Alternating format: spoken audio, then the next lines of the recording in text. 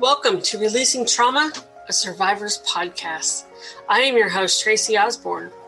I am a survivor of emotional bullying, rape, sexual assault, domestic abuse, and grief. After losing my husband in 2019, I set off on a new adventure to help other women release their trauma and create a life they can cherish. Each week, I will feature a guest expert or survivor to share their stories, tips, wisdom, and more. The goal is so that you can take away even just the smallest nugget of information you can use in your life right now to make a change, and to remind you that you're not alone.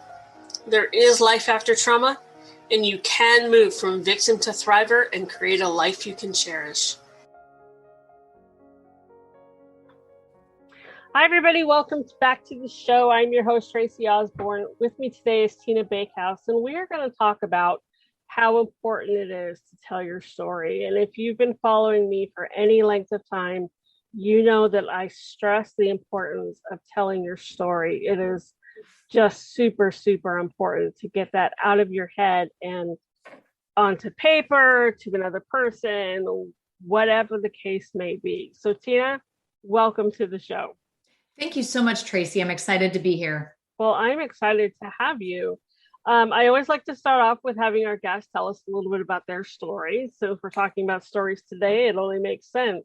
So tell us about you.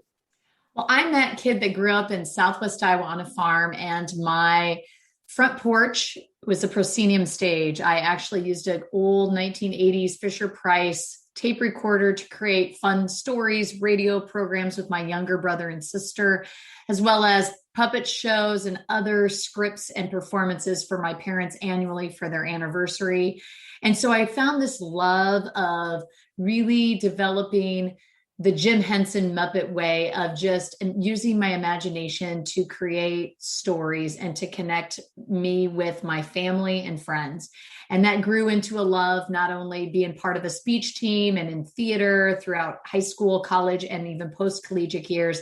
And then I developed this love of teaching individuals, not only that they do have a story, but how to share that story. And so I started out as an educator for high school speech theater for about 5-6 years, and then developed a position after going back to school and gained my advanced degrees for 10 years at Creighton University in the Communication Studies department. But then I decided, why not give back to the rural community the power of the arts, of storytelling? And so I had a position developed for me at a nonprofit, and I got to facilitate teen storytelling event where I brought in a professional storyteller from New York. She and I facilitated workshops, and then we also did some other rural community storytelling shows to help people share their stories and to have a really great entertainment value in rural Iowa. And from there, I left and decided, I should work for myself. And for a hot minute, I did. And then my local bank, I went in to say, hey, is there any way that I could help you? And they said, we'd love to hire you and be our storyteller. So for 2 years, I was the bank and small town Malvern, Iowa's storyteller, outreach, and community developer. And it took an international pandemic for me to figuratively jump out of the plane and say, you know what, my passion, what I've done for 10 years on the side as my side hustle, is what I should be doing full time. And so starting January 2nd here of 2021, Tina B LLC, I'm the chief communicator of this public speaking, storytelling, coaching company. I protect audiences from boring speeches. So I love to connect people with the power of language, and whether it's a TEDx, a keynote, or being able to tell your organization's story, that's what I love helping people do.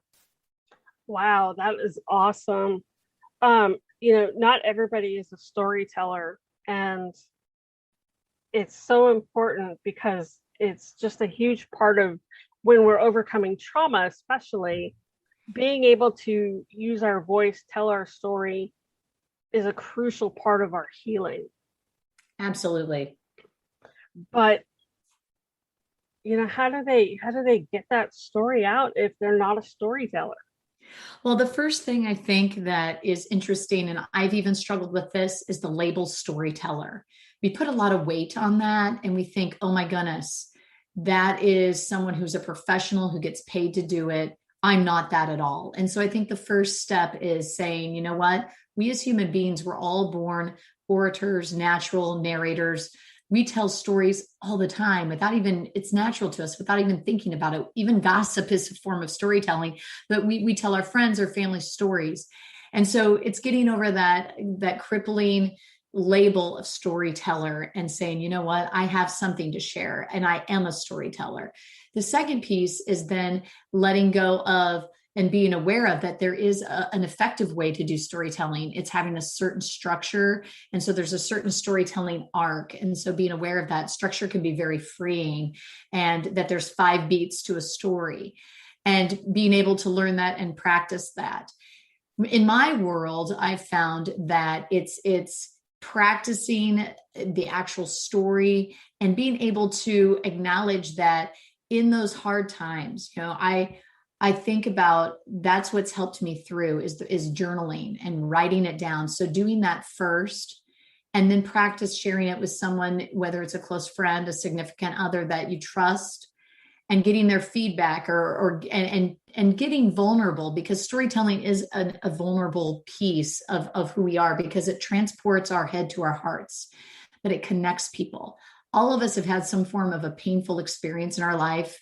And when we are able to share that out loud, not only is it freeing to the individual sharing it, but it's a huge connector. That it's the high stakes, it feels like a high risk. It is a high stakes experience, but it's sharing what it means to be human. Oh, absolutely. It gives other people hope, makes them feel not like they're not alone, that Yes. they're not the only one who's gone through whatever it is. Right. It's a great way to connect with others. Right. And it makes the abstract concrete. It also is so much more memorable. I love TEDx talks. I know a lot of people listen to them. And the reason why I think they resonate with us so much is that because 65% of a TEDx talk is primarily stories. About 5-ish%, 5 to 10% is data. So data can really be dead if it isn't humanized through examples, illustrations, anecdotes, or stories. Yeah. And we just simply, our brains get that oxytocin, that good feeling hormone when we hear a story, because we literally transport into that experience. And it's those sensory details, what we see, hear, think, feel, taste, touch, but then also feel emotionally, that draws us in to wanting more. It piques our curiosity. I think about in 2009 when we lost our daughter, and how I spoke at her funeral. And that was a therapeutic experience for me. A lot of people thought, how could you get up in front and actually speak? But it was the writing process. It was the speaking process that was sharing in my heart that, losing a child, there's nothing that can ever explain it. But it's getting that experience to be able to share what that story is all about. That is healing, and it has a true healing power. And it helps you to, be able to, what's the word I'm looking for? I don't want to say connect, but that's the word I'm looking for. You can connect with others who are going through that experience and say, okay, this is how telling my story helped me. Right. And it's that empathy, right? I got so many letters of women who've, and different family members, friends, people that needed that connection. They needed that empathy and, walking in their shoes, so to speak, because it's painful, it's real, and it never goes away. And I did an actual storytelling in New York about this, and it's not moving on, but it's moving forward. And with every step of every day, I don't forget about my daughter. In fact, I have the memory right outside here of my office window. I get to see this gorgeous magnolia tree. And it reminds me of her and its beauty, because this tree is about 50 years old. I live in a house that's over 150 years old. The farm is a really old farm, and my son's the 6th generation to live here. And this tree, and trees, I just love trees anyway, but this tree has been special because since we lost her, from that moment on, it reblossoms about 5 times a year, which I think is a beautiful energy. It's a beautiful reminder of her, of the positive energy that is put out there. But blossoms will pop up in October, and in Iowa, that's completely unheard of because we get really harsh winters at times, and we get the leaves in October changing colors and falling. And so those blossoms are a good reminder of the beauty of that moment of knowing her, and then the moving forward. And just like every season, it comes and it goes, but it continues. Absolutely. Absolutely. I, being a widow, have been able to connect with other widows and widowers on a level that their friends and family couldn't, because they've never gone through it. And being able to, talk to them about Mark and let them talk to me about their spouse, and share their stories with somebody who gets it, has just been amazing. Getting that feedback of, oh my God, it's so nice to finally talk to somebody who knows and understands what I'm going through, and who lets me, just tell my story and just share whatever is on my mind. Well, and the fact that you mentioned your late spouse's name, Mark, and said it out loud is huge, because I think part of loss, we worry about forgetting, or him or her being forgotten. Right. I mean, I know, and I think that that's beautiful that A, you said the name, and that B, you're getting kind of an audience and connection of other people that are able to say the name of their lost spouse. Because loss is real, but it's never forgotten. And so it lessens that, I think, forgetting, by being able to listen and share stories back and forth as a beautiful co-creation of communication with you and the other person. Oh, absolutely. Being able to swap those stories, good, bad, ugly, funny, the tear jerkers, all of them, it just has this tremendous healing power that you can't describe. I mean, when Dad died, we sat around the table telling stories and, stuff that he did that was funny, and things like that, and telling jokes. And that helped us to not only connect, but to really start that healing process of losing our father.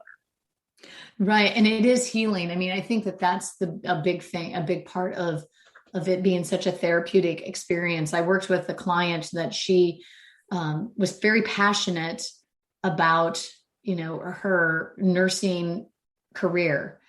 And her loss was actually, she lost her job because of loss of health. She was starting to get lots of seizures and things of that nature. And what turned out is being able to share that story is her being aware of how hard it was for her, but to cope through it.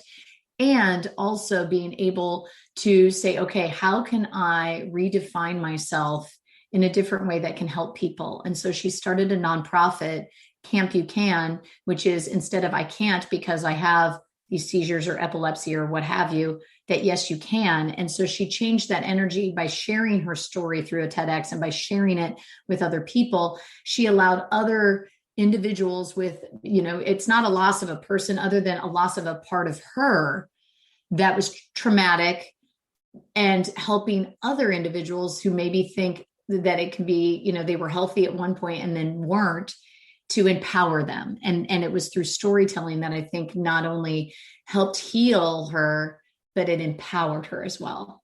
I love it. Yes, absolutely. Now, you mentioned there is a structure to storytelling. Can you elaborate on that?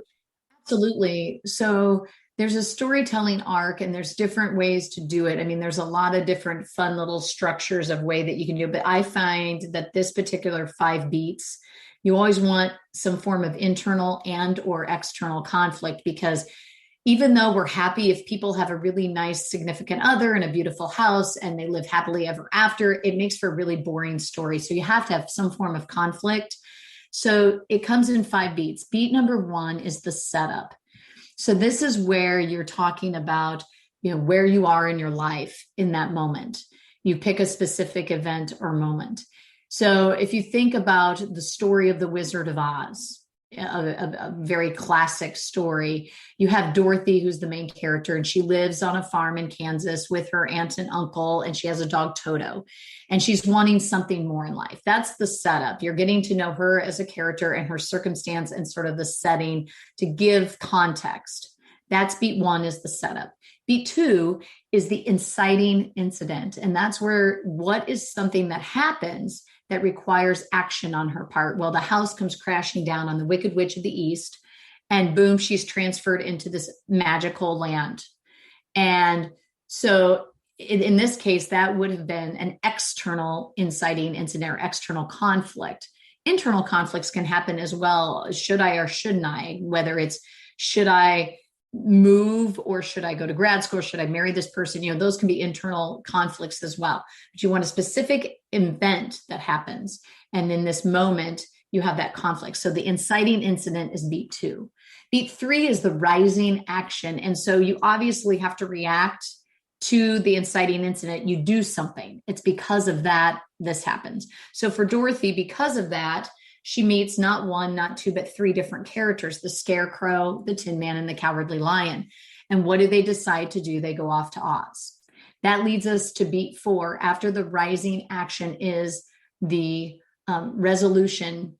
And, you have the climax and the resolution. I lump those together. So you have the highest point of the story. And in this case, these four characters decide to go off and meet the very powerful Oz. And what do they find out? They find out he is a complete and utter hoax. It's just a dude behind a curtain, and they're disappointed. So that's the actual climax, the highest point of the story, and it's getting resolved where we all learn that the great and powerful Oz is not what we thought he was. The last and most important beat, I think, that people want to know is your transformation. So beat five is that transformation.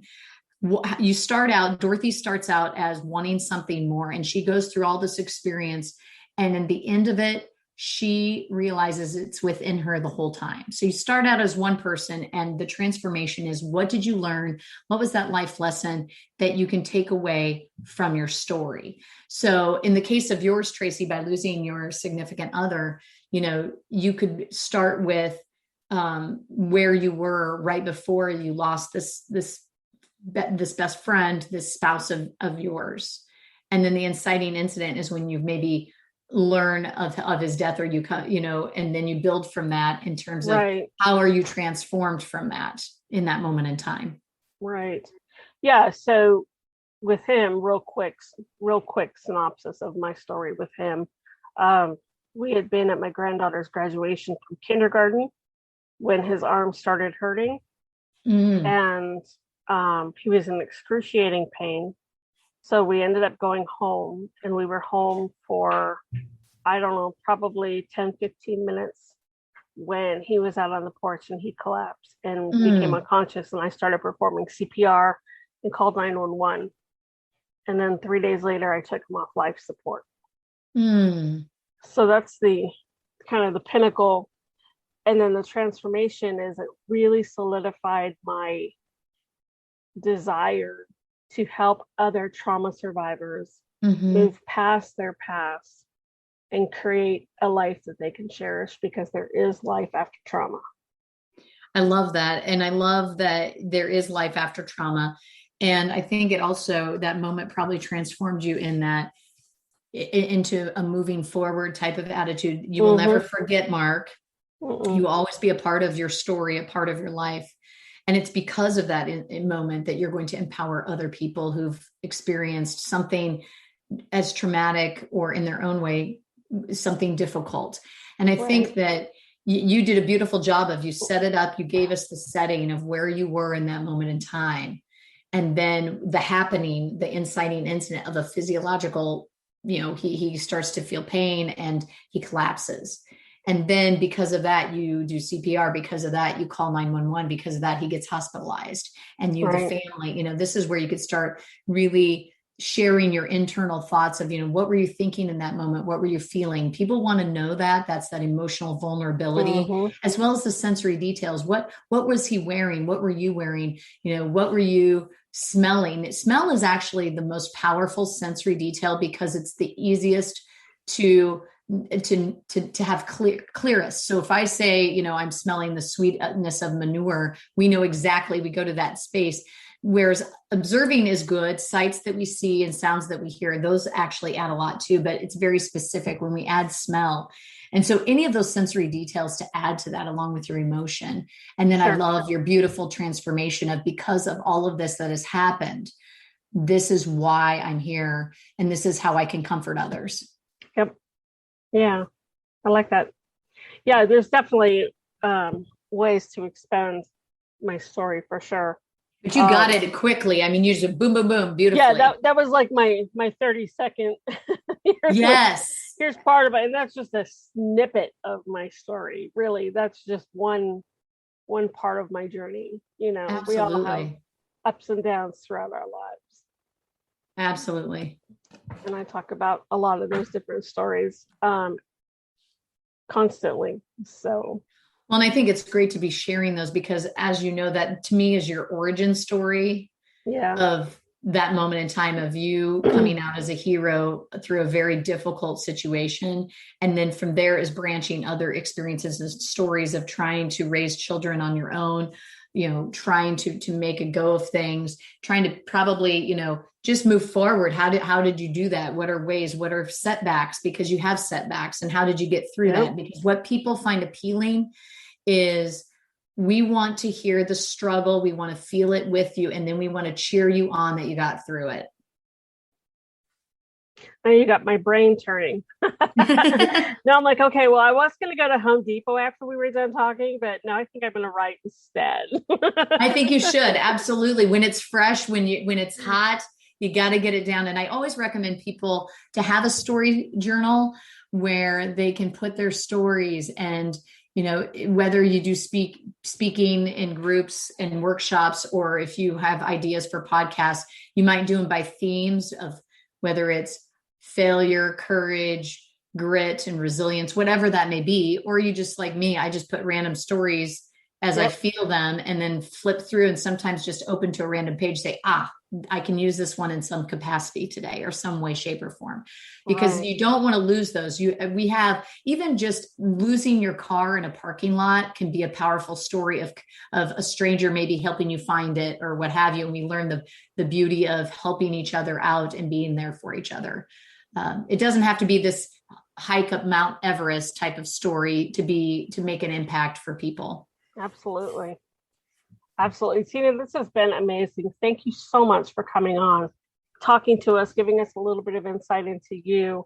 You have a book, if I recall correctly. Well, I do have How to Emotionally Connect and Intellectually Charge, and that's on my website, tinabakehouse.com, and that walks you through how to achieve your authentic speaker style. And so you can certainly check that out on tinabakehouse.com. I also do rooftop chats, and those are posted on my YouTube channel, The Effective Communication with Tina B. That's Effective Communication with Tina B. And I am on Facebook and LinkedIn. I have a brand new Facebook group of Uplevel Your Speaker Style Network for Professional Women. That's Uplevel Your Speaker Style Network for Professional Women, to find your voice and share your stories. So I give a lot of teachings and assistance with that, because my goal is to help not only women, but also professionals and leaders to share their ideas and share their stories in powerful ways. Awesome. We will make sure that all those links are done in the show notes. So make sure you head over to releasingtraumapodcast.com, pull up Tina's show. Everything will be right there if you're listening for one of our partner stations. So thank you again. There go the dogs. I was hoping I'd make it through a podcast without the dogs. Hey, but that's authentic. And that's what I love about it. You, Tracy, you're very authentic. And we appreciate knowing I have a dog and love my dog, Shyla. She's right now asleep. They were. I don't know what set them off. But anyway, Tina, thank you again for joining us. Ladies that are listening, thank you as always for tuning in. And we will talk to you next week on the show. Thanks, Tracy.